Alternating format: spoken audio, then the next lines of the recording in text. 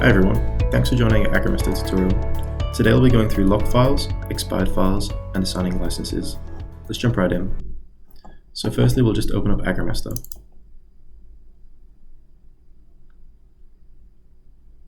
You'll notice I've got a locked file and an expired file.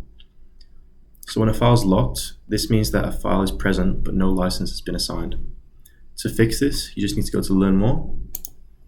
And if you've purchased a license, you'll see it here and you can just assign it.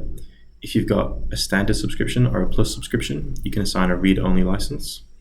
Or if you don't need the file, you can click delete.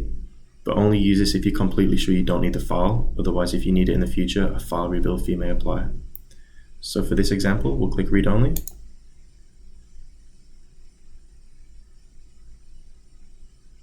And you'll notice the file is now accessible. Now when you've got an expired file, this means that a license has been assigned to the file, but it's not active. This may be because the invoice hasn't been paid or the subscription's been cancelled. If the invoice has been paid and you've not cancelled the subscription, you may need to contact our support so we can refresh the license in the background.